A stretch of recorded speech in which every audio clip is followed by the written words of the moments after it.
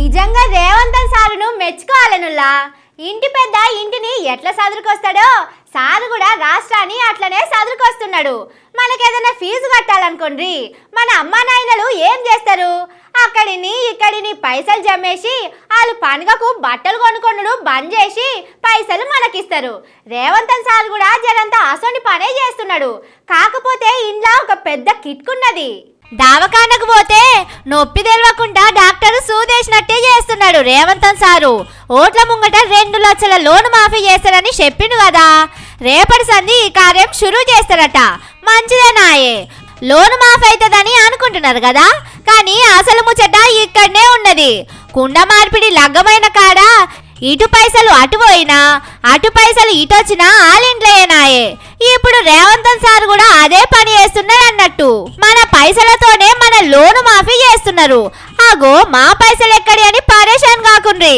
వ్యవసాయం చేసేటోళ్లకు ఈ పాడికి రైతు బంధు పైసలు వచ్చేటి. దగ్గర 8 ఏళ్ల సంది టైముకు పడ్డాయి పైసలు. కానీ మొన్న యాసంగిలా తిప్పల పెట్టిండ్రు. ఇప్పుడు ఆనకాలం పంటలేసుడు అయిపోతున్నా పైసలు వస్తలేవు. ఇదే టైంలో లోన్ మాఫీ చేస్తానని రేవంత్ సారు పని మొదలు పెట్టిండు. రైతు బంధు పైసలు ఇచ్చడానికి 7,700 కోట్లు కావాలి. ఇప్పుడు కాంగ్రెస్ సర్కారు వాళ్ళు లోను మాఫీకి 7,000 కోట్లు ఇస్తున్నారట.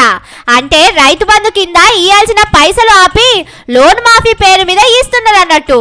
అంటే ఆనాకాలం పంటకు రైతు బంధు పైసలు సర్కారుల హుండీలో వేసినట్టే. కానీ 2 లక్షల లోను మాఫీ చేసడానికి 31,000 కోట్లు కావాలని రేవంత్ సారే చెప్పిండు. మరి ఇప్పుడు 1,00,000 రూపాయలే మాఫీ చేస్తానంటున్నాడు. అంటే వాళ్ళు చెప్పిన దాంట్లో సగం లోను మాఫీ చేస్తారన్నట్టు.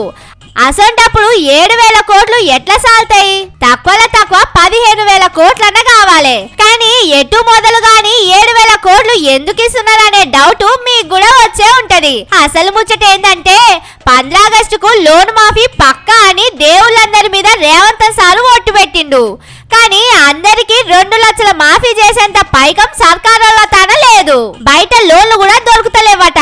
మరేం చేయాలని ఆలోచన చేస్తే రైతు బంధు పైసలను ఇటు మలిపిండ్రు. పావులా వంతు మంది రైతులకు లోన్లు మాఫీ చేసి అందరికీ చేసినాం, ఇచ్చిన మాట నిలబెట్టుకున్నామని మన టీవీలా పేపర్లా మస్తు రాయించుకుండ్రి. పబ్లిక్ రైతు బంధు మర్చిపోతారు, మిగిలిన లోను మాఫీ ముచ్చట కూడా మర్చిపోతారని ఓ ఆఫీసర్ చెప్పిండట. ఇంకేమున్నది, ఈ కథ మొదలు పెట్టిండ్రు సర్కారోళ్ళు. అందుకే రేపు మాపటీలి అన్ని ఊర్లల్లా కాంగ్రెస్ వాళ్ళు సంబరాలు చేయాలని కూడా చెప్పిండు సీఎం సారు. అట్లుంటది కాంగ్రెస్ వాళ్ళతోని.